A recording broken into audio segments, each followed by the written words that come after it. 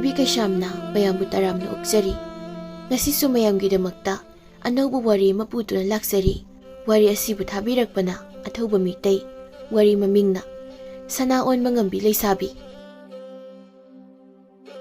ꯊꯥꯏꯅ ꯃꯃꯥꯡꯉꯩꯗ ꯁꯅꯥ ꯑꯣꯟꯕ ꯉꯝꯕꯤ ꯂꯩꯁꯥꯕꯤ ꯑꯃ ꯊꯣꯛꯏ ꯍꯥꯏꯗꯨꯅ ꯂꯩꯕꯥꯛ ꯑꯃꯗ ꯁꯔꯥ ꯁꯟꯈꯩ ꯄꯥꯎ ꯑꯃ ꯂꯩꯕꯥꯛ ꯃꯤꯌꯥꯝꯅ ꯇꯥꯔꯛꯏ꯫ ꯄꯥꯎ ꯑꯗꯨ ꯅꯤꯡꯊꯧꯅꯁꯨ ꯇꯥꯔꯝꯃꯤ꯫ ꯅꯤꯡꯊꯧꯗꯨ ꯄꯥꯎ ꯑꯗꯨ ꯇꯥꯕꯗ ꯂꯩꯕ ꯉꯝꯂꯝꯗꯦ꯫ ꯃꯥꯒꯤ ꯈꯨꯕꯝ ꯑꯗꯨꯗ ꯅꯦꯅꯥ ꯇꯥꯅ ꯐꯝꯕꯁꯨ ꯉꯝꯂꯝꯗꯦ꯫ ꯅꯤꯡꯊꯧꯅ ꯁꯅꯥ ꯑꯣꯟꯕ ꯉꯝꯕꯤ ꯂꯩꯁꯥꯕꯤꯗꯨ ꯎꯔꯦ ꯀꯥꯏꯅ ꯑꯣꯏꯗ ꯄꯥꯗꯕ ꯄꯥꯎꯁꯨ ꯁꯟꯗꯣꯔꯛꯂꯝꯃꯤ꯫ ꯅꯤꯡꯊꯧꯅꯁꯨ ꯁꯅꯥ ꯑꯣꯟꯕ ꯉꯝꯕꯤ ꯂꯩꯁꯥꯕꯤꯗꯨꯕꯨ ꯊꯤꯅꯕ ꯃꯥꯒꯤ ꯍꯩꯁꯤꯡꯂꯕ ꯃꯤꯑꯣꯏ ꯀꯌꯥ ꯊꯥꯗꯣꯛꯂꯝꯃꯤ꯫ ꯅꯣꯡꯃ ꯈꯨꯜꯒꯤ ꯂꯝꯄꯥꯛ ꯑꯃꯒꯤ ꯃꯌꯥꯏꯗ ꯅꯨꯄꯥ 4-5 ꯐꯝꯂꯒ ꯃꯅꯥꯛꯇ ꯄꯣꯠꯌꯣꯝ ꯑꯃꯃꯝ ꯊꯝꯂꯒ ꯋꯥꯔꯤ ꯁꯥꯅꯔꯤ꯫ ꯄꯣꯠꯌꯣꯝꯁꯤꯡ ꯑꯗꯨꯒꯤ ꯃꯅꯥꯛꯇ ꯆꯩ ꯑꯃꯃꯝꯁꯨ ꯊꯝꯂꯤ꯫ ꯃꯪꯂꯦꯝ ꯀꯧꯕ ꯃꯌꯥꯝꯗꯨꯗꯒꯤ ꯈ꯭ꯋꯥꯏ ꯑꯍꯜ ꯑꯃꯅ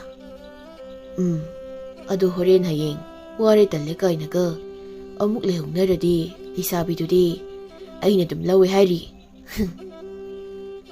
ꯂꯦꯝꯕꯅ ꯃꯪꯂꯦꯝꯗ ꯑꯗꯨ ꯏꯄꯥ, ꯑꯩꯈꯣꯏꯅ ꯊꯤꯗꯣꯏꯁꯤꯕꯨ ꯀꯗꯥꯏꯗꯅꯣ?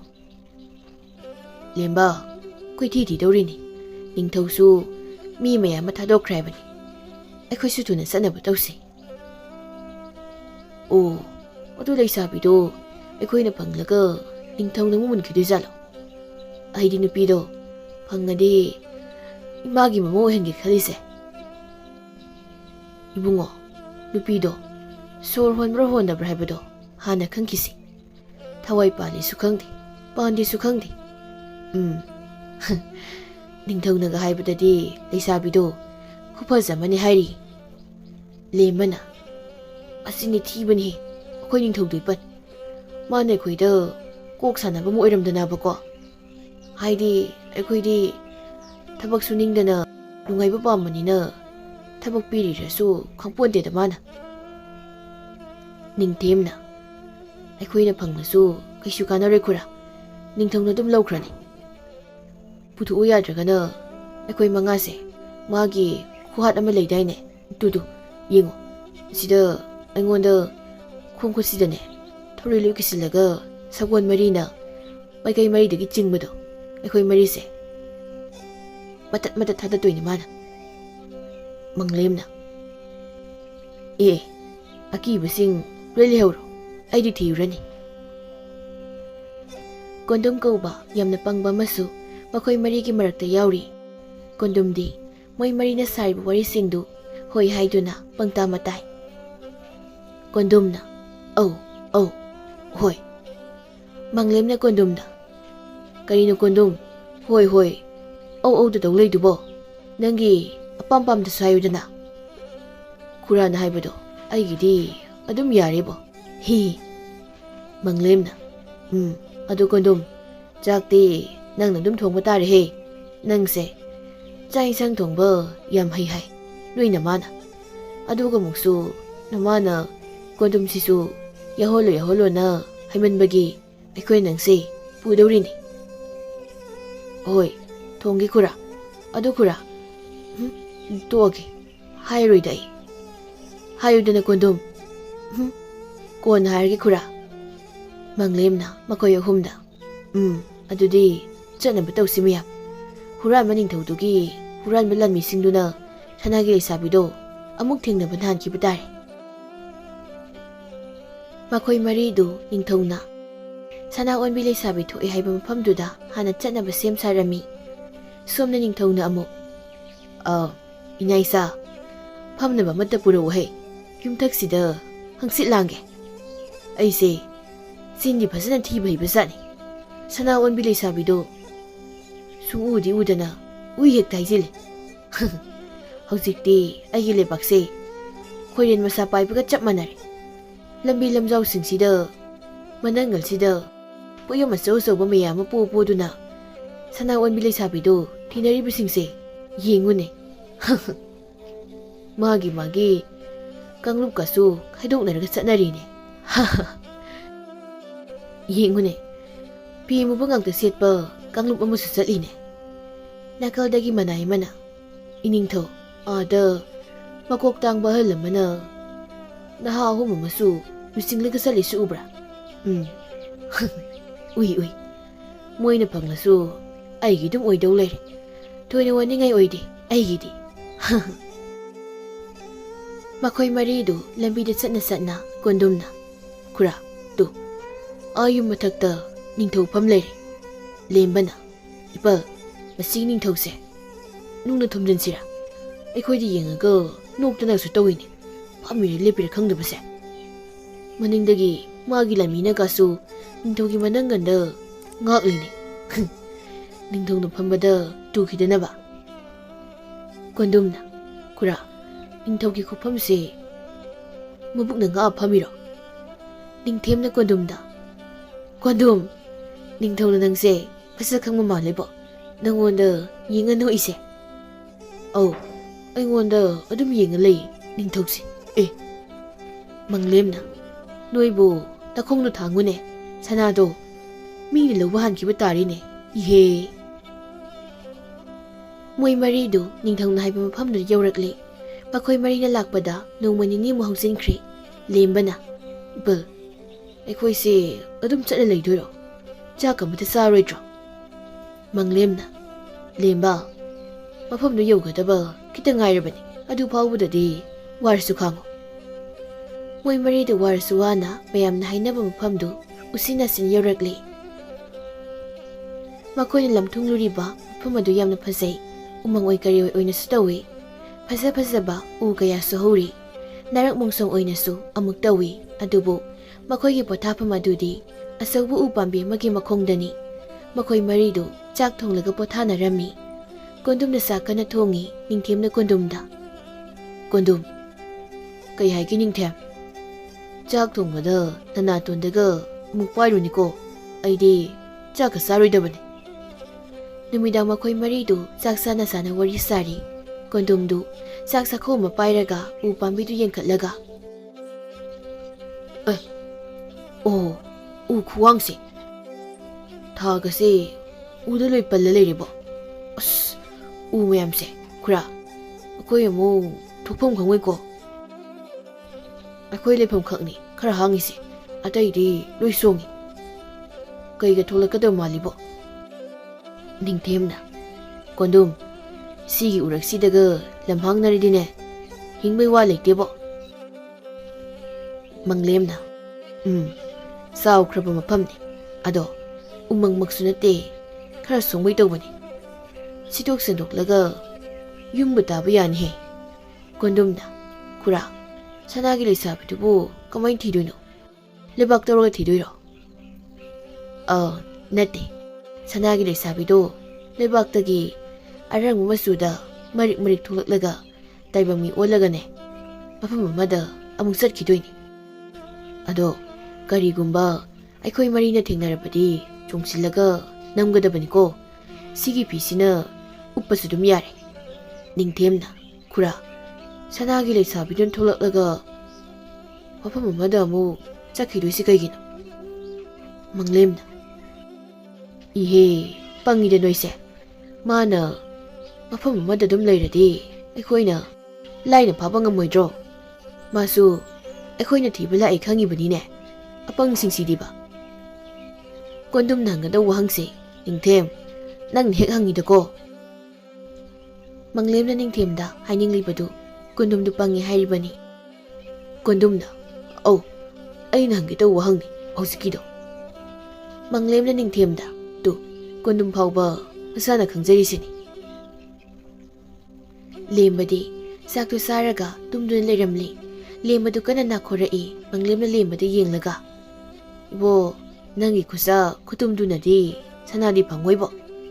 Lam koiba lakpaga chamana khrene lembada de khoigise. Numidangdu thabak yamna phai. Ahing nongyaye du lemba mikap tholai. Lembana mityak pangbaga. Kong hamningmadi yatri. Kayamna bu charuba sano isibo. Yadri hesidi. Yadri. Aisilagi. Lembadu matomta asumu mafamsing aduda kongnang mukzauba using adu lai. Ahing aduda nusiba usik waya kaya masukongli ꯑꯔꯥꯞꯄꯗꯒꯤ ꯁꯖꯤ ꯂꯝꯍꯨꯏ ꯈꯣꯡꯕꯒꯤ ꯃꯈꯣꯜꯁꯨ ꯇꯥꯔꯤ. ꯂꯦꯝꯕꯗꯨ ꯎ ꯃꯊꯛꯇ ꯌꯦꯡꯈꯠꯂꯒ ꯍꯤꯍꯤ ꯄꯤ ꯊꯥꯗꯣꯏꯒꯤ ꯃꯇꯧꯒ ꯇꯝꯃꯒ ꯈꯣꯡꯕ ꯎꯆꯦꯛꯀꯁꯨ ꯌꯥꯎꯔꯤꯅꯦ. ꯎꯔꯤ ꯃꯊꯛꯇ ꯃꯍꯨ ꯆꯦꯟꯗꯕ ꯂꯤꯟ ꯑꯆꯧ ꯑꯆꯧꯕꯁꯨ ꯌꯦꯠꯂꯒ ꯂꯩꯔꯤ. ꯂꯦꯝꯕꯗꯨ ꯂꯤꯟꯁꯤꯡꯗꯨꯗ ꯃꯨꯟꯅ ꯌꯦꯡꯂꯒ ꯂꯤꯟꯗꯤ ꯁꯨꯛꯅꯨꯡ ꯅꯨꯡꯁꯤꯗ꯭ꯔꯤꯌꯦ ꯑꯩꯈꯣꯏ ꯃꯥꯅ ꯆꯤꯛꯈꯤꯕꯗꯒꯤ. ꯂꯦꯝꯕꯗꯨ ꯃꯇꯣꯝꯇ ꯉꯥꯡꯗꯅ ꯅꯔꯛ ꯃꯣꯡꯁꯣꯡꯁꯤꯡꯗꯨ ꯍꯥꯏꯗꯣꯛꯇꯨꯅ ꯂꯥꯛꯄꯅ ꯐꯅ ꯂꯥꯞꯊꯣꯔꯛꯂꯦ. ꯂꯩꯍꯧꯔꯤꯕ ꯃꯣꯏ ꯑꯍꯨꯝꯗꯨꯁꯨ ꯎꯈꯤꯗ꯭ꯔꯤ. ꯆꯥꯛ ꯊꯣꯡꯕꯒꯤ ꯊꯥꯔꯝꯂꯤꯕ ꯃꯌꯦꯛꯇꯨꯁꯨ ꯎꯈꯤꯗ꯭ꯔꯤ. ꯂꯦꯝꯕꯅ ꯂꯥꯛꯄꯗ ꯏꯁꯤꯡ ꯂꯩꯕ ꯏꯐꯨꯠ ꯑꯃꯁꯨ ꯊꯦꯡꯅꯔꯝꯃꯤ. ꯂꯦꯝꯕꯗꯨ ꯃꯕꯨꯛ ꯄꯥꯏꯔꯒ ꯁ꯭ꯋꯥꯏꯁꯦ ꯍꯦꯛꯇ ꯐꯝꯃꯒꯦꯗ. ꯂꯦꯝꯕꯗꯨ ꯐꯝꯊꯒꯦ ꯍꯦꯛ ꯇꯧꯕꯒ ꯑꯔꯥꯞꯄꯗ ꯎ ꯑꯃꯒꯤ ꯃꯈꯣꯡꯗ ꯂꯩꯕꯥꯛꯇꯒꯤ ꯃꯉꯥꯜ ꯑꯃ ꯂꯪꯅ ꯀꯥꯞꯊꯣꯔꯛꯏ. ꯂꯦꯝꯕꯗꯨ ꯃꯉꯥꯜꯗꯨꯗ ꯌꯦꯡꯂꯒ ꯀꯔꯤꯅꯣ ꯁꯤꯗꯤ? ꯂꯝꯃꯩ ꯊꯥꯟꯕꯤꯔꯣ ꯁꯤꯕꯣ? ꯃꯉꯥꯜꯗꯨ ꯁꯅꯥ ꯃꯆꯨ ꯑꯣꯏꯅ ꯃꯔꯤꯛ ꯁꯟꯗꯣꯔꯛꯏ. ꯑꯗꯨꯒ ꯃꯤꯒꯤ ꯃꯑꯣꯡꯗ ꯁꯦꯝꯂꯛꯏ. ꯃꯐꯝ ꯑꯗꯨꯁꯨ ꯐꯖꯕꯅ ꯂꯣꯏꯔꯝꯃꯤ. ꯅꯥꯔꯛ ꯃꯣꯡꯁꯣꯡ ꯑꯗꯨꯁꯨ ꯄꯨꯝꯂꯪ ꯅꯪꯂꯝꯃꯤ. ꯂꯦꯝꯕꯗꯨ ꯃꯃꯤꯠ ꯀꯨꯞꯇꯕ ꯃꯈꯩ ꯌꯦꯡꯉꯤ. ꯑꯗꯨꯒ ꯑꯁꯤꯗꯤ ꯃꯤ ꯑꯣꯟꯈꯤꯗꯧꯔꯦ. ꯑꯩ ꯅꯛꯁꯤꯜꯂꯒ ꯌꯦꯡꯍꯧꯒꯦ.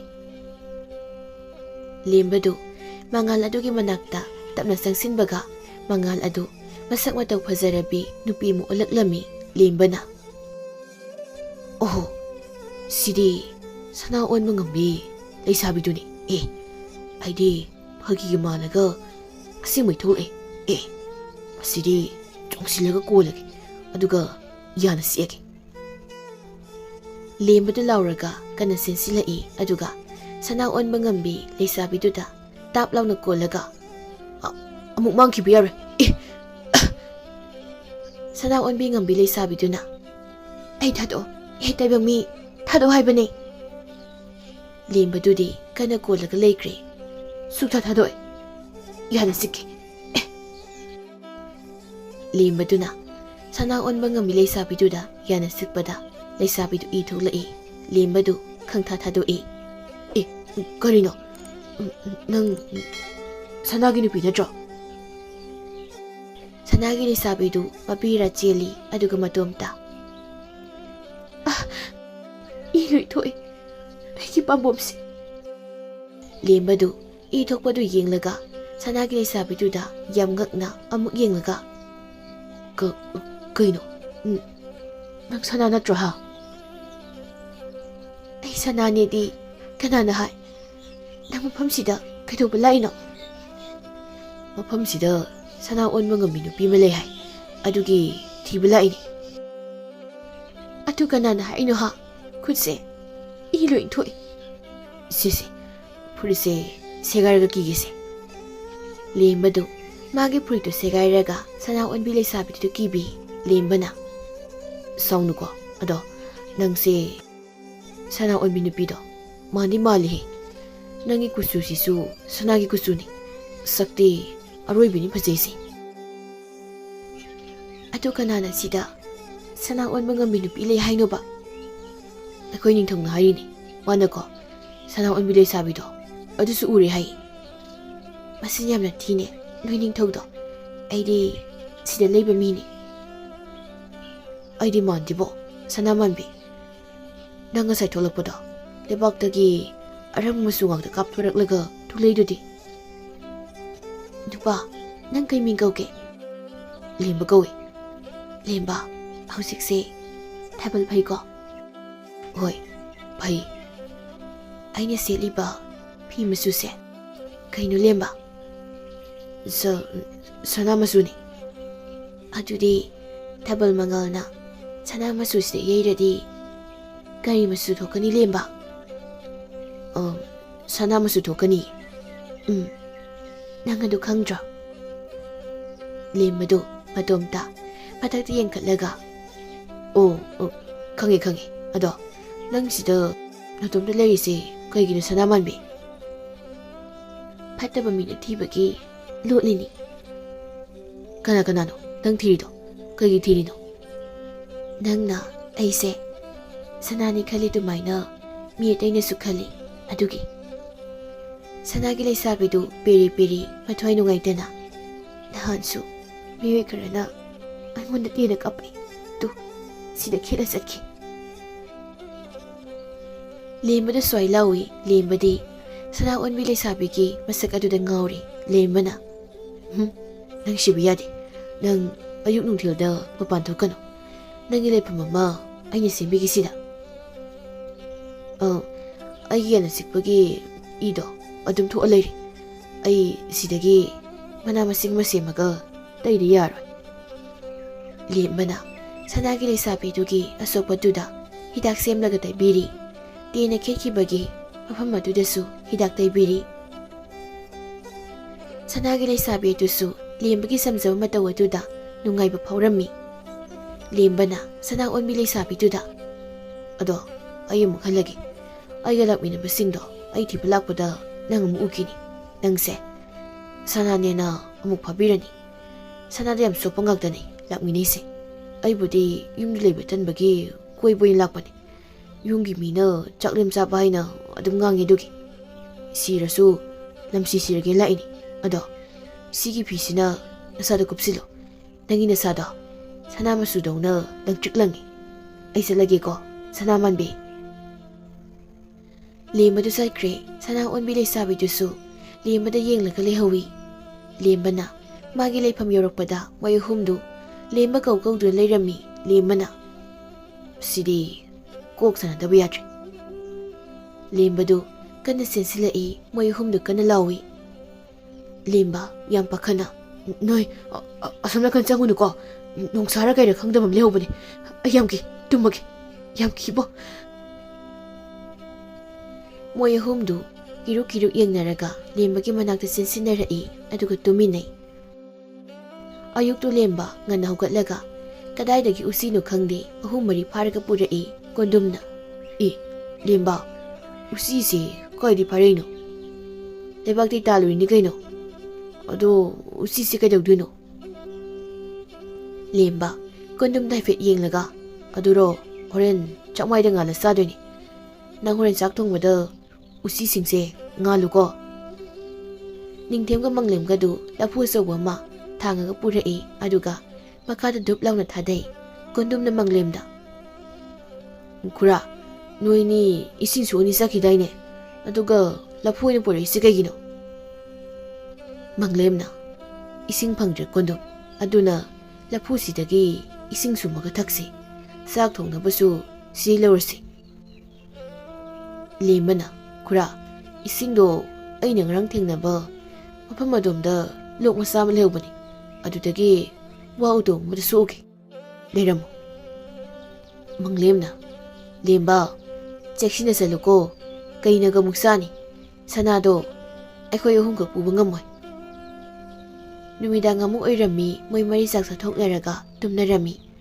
Ahing nongyaidu lembadu sanagi Laisabidu uningmana tumba yaramde.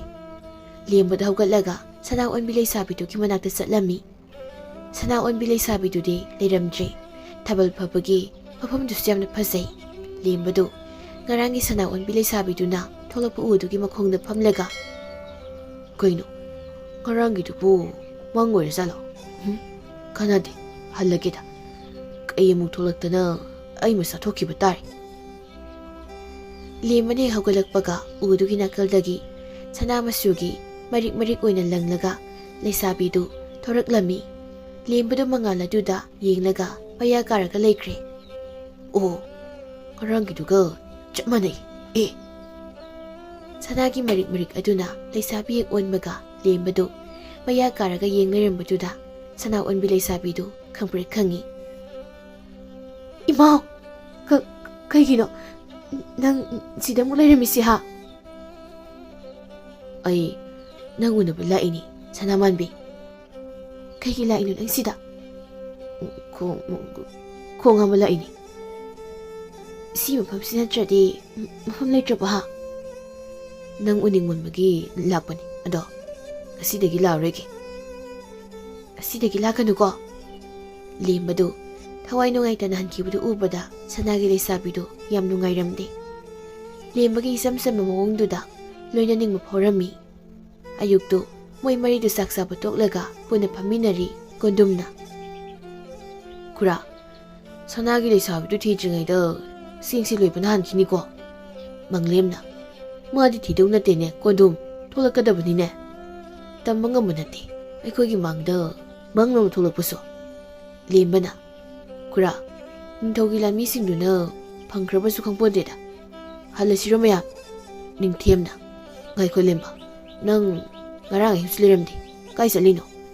Lembado, khara pakhatna. Aini sari mayamdo, khaidokpa salini kaino. Noisingsi ngai, taptai chasilaga kem tawdra khangdi. Manglemna, ado hayengdi sanau anbi leisabido thibauba yarebo. Lembana, hoi pal, ado asom nakandi changwaisiko kaigi khungul yam tai. Mayamdo sanau anbi leisabido magi leiba makairomda kine yengnei. Numidang moi humdi tumkibaga lembadu sanau anbi leisabigi upamidugi manakta amuk lae. Aina ngasi sanamamidu hangduise. Ibima sanamanbi nang kanano kadaidagino nang Raskumari ra. Noi ipana luhongbigi tawputagi nangna yadabadagi mafamsida lotlaga leirira. Sini hangduise. Ado sanamanbigi khupajase Raskumari oiromgani. Raskumari di sana loi malidana. Lembado sana onbi leisabidugi leifam ukhongdu yauri. Lembado hanagum umakhong aduda phamlaga sana onbi leisabidu thorakpa ngairi. Sana onbi leisabidu umagi marumdagi thorai aduga lembada tapna kawi. Lemba, sanamanbi nang adu leirido ai khangi. Sanagi leisabidu lembagi mamangda thorai. Lembana sanamanbi mafamsida nang thiba miyam lai haiba nangdi khangamoi. Kaigi laiba nangse sanani adui. Aise sanani di kanana haigi lemba. Nang sanana tradi Raskumari radude. Sanagi leisabidu wakalama lai. Hoi, ai Raskumari ni. Adudi nang konungni se leiro. Aduga sida lotliro. Hoi, lotlini. Ado kanam tatadi takthokanu ko lemba. Hoi, hairui. Ai nang sangdoini. Nungtigi nang ngakpa lakdoini. Lao, ado nasigidi hallo lemba. Halagi, ado ai lakpa kuding nang tholo ko. Tholoktradi aidi mi ataydi haidokadabani. Ai chale ko. Lembado amuk satkri. Lemban halakpagi lambida makoina leiba mafam adomda sakol thausilakpagi makol kara. Lembana lapna tarami. Lembadu chalambadai khanglap lepi. Ngaiko, sagol. Katumnon thoraise. Ngaiko, asidi sanamanbi Raskumari gi leipam lamda thausinkri. Sanamanbi Raskumari do phangkiba tare. Raskumari se lot hebase. Papa ningthongna khangkhra male. Lembado sanagi leisabidugi manakta hanjina musenki. Ningthaugi sagol lami kharana sanagi leisabidu pharaga magi haksang aduda thangna lengadoigi tauri. Sanagi leisabidudi kappaga lauri. Ayamukta kanbiyo. Lemba, nagalao. Lemba. Sanagi leisabiduna kana hek laubaga masado amuk kangan nganthorei aduga amuk sumamsinki. Lami masendo sana phangen haraubagi laukhongbaduda sagolsing adusu kana khongi. Manglem kondum ningthemsu mikap tholaki. Kondum yam pakhatna. Lemba leramchi kai sakri. Lemba kai sakri. Ningthemna tumi leu he. Kai saraga bo akoyumse kaina khaklam kidro ha. Manglemna ngai khoni noibo asomda arang mamangala ma urise yingune amuk mamkrene sagol khongbugi mokhol sa taine lemba slaite apaba kudam mande masi ai sei sing pairo ꯀꯣꯟꯗꯨꯝꯅ ꯑꯩꯗꯤ ꯊꯥꯡꯖꯧꯁꯨ ꯑꯩꯅ ꯄꯥꯏꯅꯤ ꯍꯣꯔꯦꯟ ꯀꯩ ꯑꯣꯏꯔꯝꯕꯗꯤ ꯌꯥꯅꯕ ꯂꯦꯝꯕꯅ ꯁꯅꯥꯒꯤ ꯂꯩꯁꯥꯕꯤꯒꯤ ꯃꯅꯥꯛ ꯌꯧꯔꯛꯄꯗ ꯁꯅꯥꯒꯤ ꯂꯩꯁꯥꯕꯤꯗꯨꯒꯤ ꯍꯛꯆꯥꯡꯗꯨ ꯏ ꯉꯥꯛꯇ ꯉꯥꯏꯔꯝꯂꯤ ꯂꯥꯟꯃꯤꯁꯤꯡꯅ ꯊꯥꯡꯅ ꯂꯦꯟꯕꯒꯤ ꯂꯥꯟꯃꯤ ꯑꯃꯅ ꯀꯩꯅꯣ ꯁꯅꯥ ꯁꯨꯡꯊꯣꯛ ꯊꯣꯛꯂꯛꯇ꯭ꯔꯤꯁꯤꯗ ꯑꯃꯅ ꯑꯃꯨꯛ ꯍꯥꯏꯔꯛꯏ ꯑꯗꯨꯅꯤ ꯃꯆꯨꯁꯤꯗꯤ ꯁꯅꯥꯅꯤ ꯌꯦꯡꯕꯗꯁꯨ ꯁꯅꯥꯅꯤ ꯑꯗꯨꯒ ꯂꯦꯜꯂꯀꯥꯟꯗꯅ ꯏ ꯑꯣꯏꯅ ꯊꯣꯛꯏ ꯂꯥꯟꯃꯤ ꯑꯃꯅ ꯉꯥꯏꯈꯣ ꯃꯕꯨꯛꯁꯤꯗ ꯊꯥꯡꯅ ꯊꯤꯜꯂꯒ ꯍꯣꯒꯥꯏꯔꯒ ꯑꯃꯨꯛ ꯌꯦꯡꯁꯤ ꯂꯥꯟꯃꯤ ꯑꯃꯅ ꯁꯅꯥꯒꯤ ꯂꯩꯁꯥꯕꯤꯗꯨꯒꯤ ꯃꯕꯨꯛꯇ ꯊꯥꯡ ꯃꯇꯣꯟꯅ ꯊꯤꯜꯂꯤ ꯁꯅꯥꯒꯤ ꯂꯩꯁꯥꯕꯤꯗꯨ ꯁꯤꯗ ꯀꯞꯄꯤ ꯑꯩ ꯊꯥꯗꯣꯛꯑꯣ ꯊꯥꯗꯣꯛꯑꯣ ꯄꯨꯛꯇ ꯊꯥꯡꯅ ꯊꯤꯟꯒꯅꯣ ꯂꯥꯟꯃꯤ ꯑꯃꯅ ꯏꯇꯥꯎ ꯑꯩꯗꯤ ꯍꯥꯠꯇꯣꯛꯄ ꯄꯥꯝꯃꯨꯏꯕꯣ ꯃꯁꯛꯁꯦ ꯀꯤꯖꯩ ꯐꯖꯩꯕ ꯂꯥꯟꯃꯤ ꯑꯃꯅ ꯑꯃꯨꯛ ꯑꯣꯏ ꯏꯇꯥꯎ ꯀꯔꯟꯗꯨ ꯉꯥꯡꯅꯔꯅꯣ ꯊꯥꯡꯗꯨꯅ ꯃꯕꯨꯛꯇ ꯍꯣꯒꯥꯏꯔꯛꯑꯣ ꯑꯩ ꯊꯥꯗꯣꯛꯑꯣ ꯂꯦꯝꯕ ꯅꯪ ꯂꯥꯛꯑꯣ ꯂꯦꯝꯕ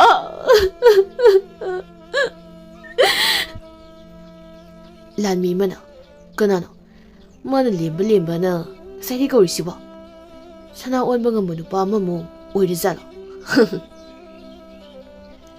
ꯂꯦꯝꯕꯗꯨ ꯂꯥꯟꯃꯤꯁꯤꯡꯒꯤ ꯁꯒꯣꯜꯗꯒꯤ ꯊꯥꯡ ꯁꯠꯇꯣꯔꯛꯂꯒ ꯍꯥꯏꯖꯤꯟꯅ ꯂꯥꯎꯔꯒ ꯆꯦꯟꯁꯤꯜꯂꯛꯏ ꯔꯥꯖꯀꯨꯃꯥꯔꯤꯗꯨ ꯊꯥꯗꯣꯛꯑꯣꯅꯦ ꯃꯤꯅꯩ ꯃꯆꯥ ꯏꯌꯥ ꯅꯣꯏꯗ ꯍꯥꯠꯂꯒꯦ ꯅꯨꯄꯤ ꯑꯃꯗ ꯅꯣꯏ 10 ꯀꯨꯟꯅ ꯑꯀꯟꯕ ꯁꯥꯔꯗꯅ ꯏꯌꯥ ꯂꯦꯝꯕꯅ ꯂꯥꯎꯔꯒ ꯆꯦꯟꯁꯤꯜꯂꯛꯄꯗꯨꯗ ꯂꯥꯟꯃꯤꯁꯤꯡꯗꯨ ꯂꯦꯝꯕꯗ ꯌꯦꯡꯂꯒ ꯂꯣꯏꯅ ꯂꯩꯈ꯭ꯔꯦ ꯂꯥꯟꯃꯤ ꯑꯃꯅ ꯂꯦꯝꯕꯗ ꯌꯦꯡꯂꯒ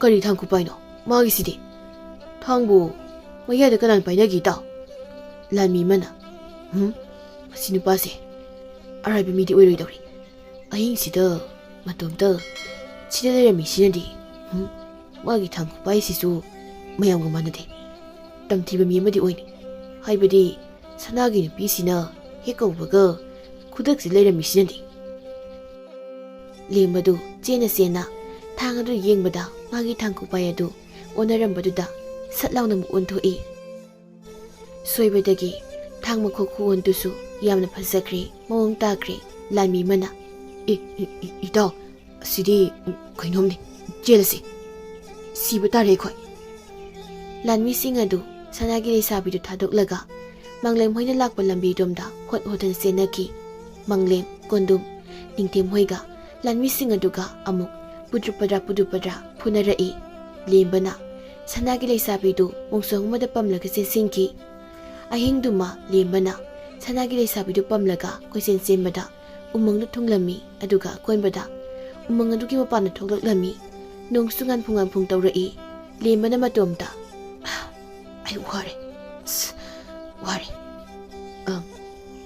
ꯁꯅꯥꯃꯥꯟꯕꯤ ꯔꯥꯖꯀꯨꯃꯥꯔꯤ ꯁ꯭ꯋꯥꯏꯁꯤꯗ ꯉꯥꯏꯍꯥꯛꯇ ꯄꯝꯁꯤ ꯑꯩ ꯌꯥꯝ ꯋꯥꯔꯦ ꯂꯦꯝꯕꯅ ꯁꯅꯥꯒꯤ ꯂꯩꯁꯥꯕꯤꯗꯨ ꯌꯦꯡꯂꯨꯕꯗ ꯁꯅꯥꯒꯤ ꯂꯩꯁꯥꯕꯤꯗꯨ ꯃꯁꯥꯗꯨꯗꯒꯤ ꯏꯅ ꯄꯨꯡꯂꯨꯞ ꯂꯨꯞꯂꯝꯂꯦ ꯁꯅꯥꯒꯤ ꯂꯩꯁꯥꯕꯤꯗꯨꯁꯨ ꯃꯃꯤꯠꯇꯨ ꯎꯏꯔꯤ ꯇꯧꯔꯤ ꯂꯦꯝꯕꯗꯨ ꯌꯥꯝꯅ ꯄꯥꯈꯠꯆꯔꯝꯃꯤ ꯂꯦꯝꯕꯅ ꯃꯃꯥꯏꯗꯨ ꯅꯥꯜꯂꯒ ꯁꯅꯥꯃꯥꯟꯕꯤ ꯔꯥꯖꯀꯨꯃꯥꯔꯤ ꯍꯣꯏ ꯃꯤꯠꯇꯨ ꯁꯤꯡꯉꯨꯁꯤ ꯂꯦꯝꯕꯅ ꯁꯨꯁꯨ ꯀꯞꯂꯛꯏ ꯂꯦꯝꯕꯅ ꯀꯞꯄꯗꯨ ꯌꯥꯝꯅꯁꯨ ꯅꯣꯛꯅꯤꯡꯂꯝꯃꯤ ꯅꯪ ꯃꯤꯠ ꯄꯥꯡꯉꯨꯁꯦ ꯃꯤꯠ ꯄꯥꯡꯉꯨ ꯑꯩꯅ ꯅꯪ ꯋꯥꯅ ꯈꯜꯂꯒ ꯁꯤ ꯌꯥꯔꯣꯏ ꯍꯥꯏꯁꯤꯅꯤ ꯃꯤꯠ ꯄꯥꯡꯉꯨ ꯃꯤꯠ ꯄꯥꯡꯉꯨ ꯍꯥꯏꯕꯅꯦ ꯁꯅꯥꯃꯥꯟꯕꯤ ꯔꯥꯖꯀꯨꯃꯥꯔꯤ ꯃꯤꯠꯇꯨ ꯄꯥꯡꯉꯨ ꯁꯅꯥꯒꯤ ꯂꯩꯁꯥꯕꯤꯗꯨ ꯃꯤꯠꯇꯨ ꯎꯏꯅ ꯅꯣꯛꯂꯛꯏ ꯂꯦꯝꯕꯅ ꯀꯞꯄꯒ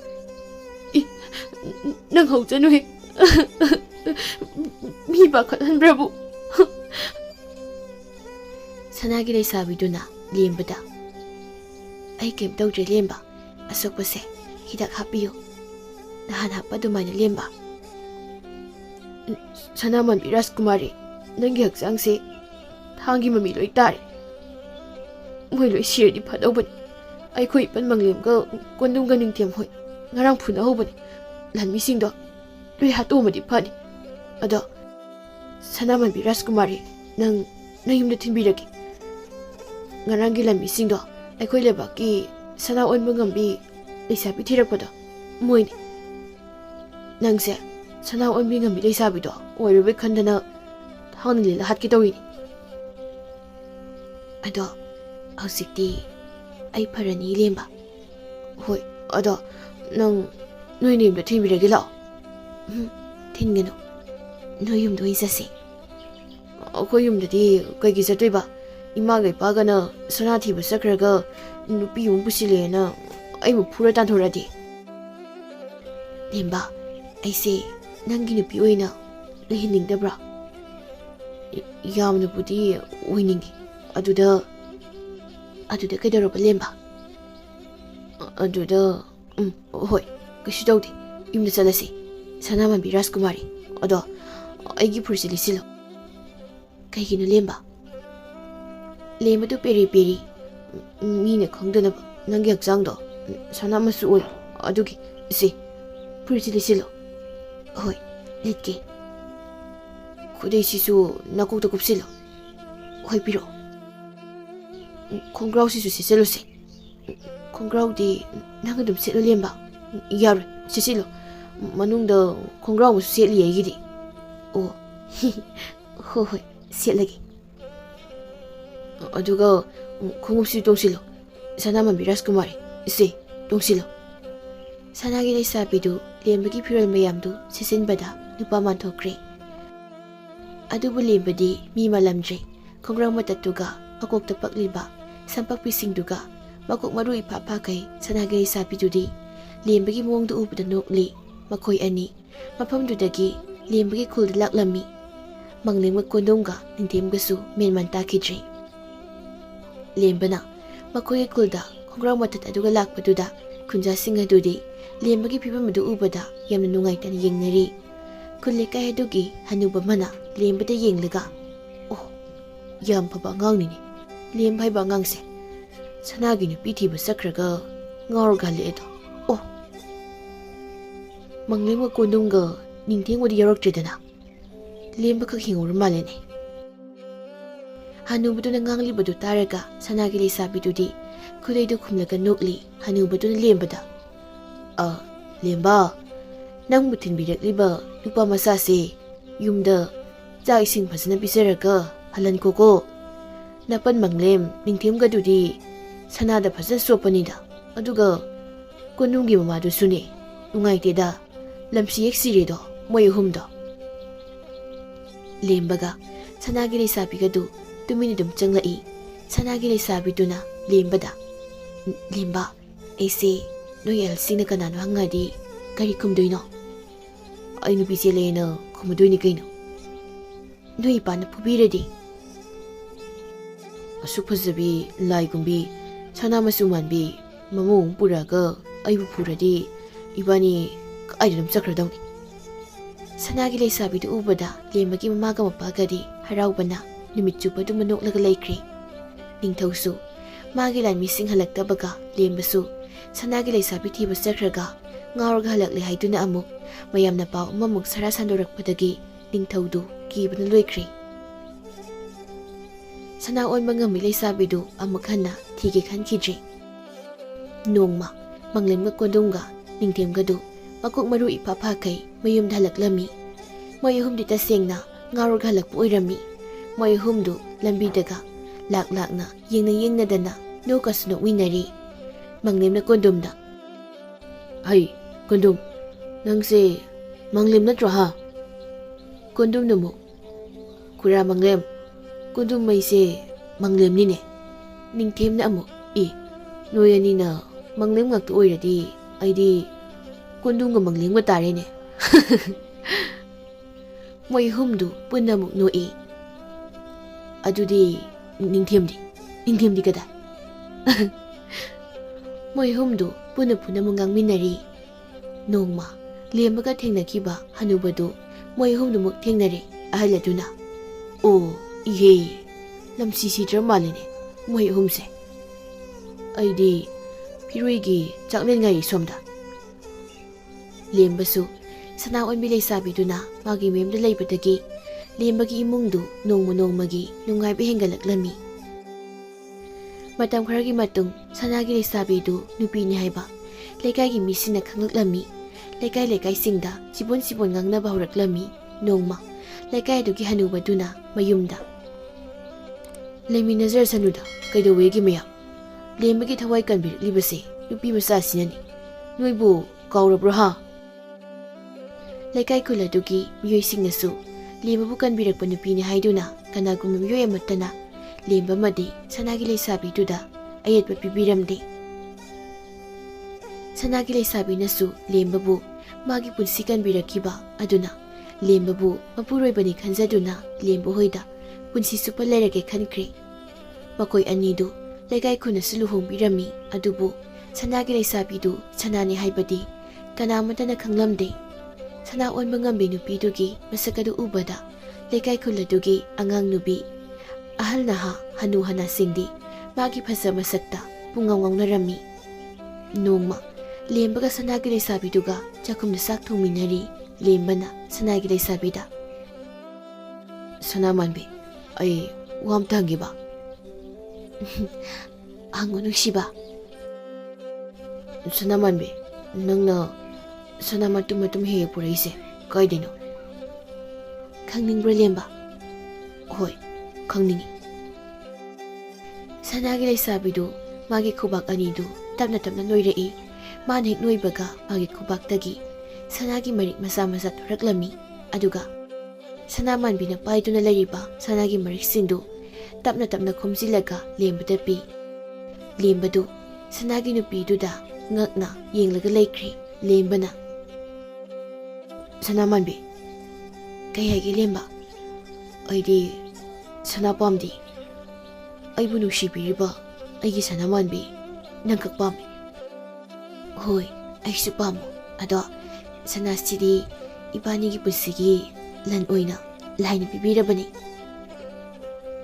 lembana sana onba ngami leisabidu magi nupini khanglaku mikupta mina khangkidanaba magi nusibibu hena seksina sena zarami lembana magi sanagi nupidubu ikup amata thadoklamde mamu sena zaduna hingjarami asumna makoi anidu nungaina pankhirami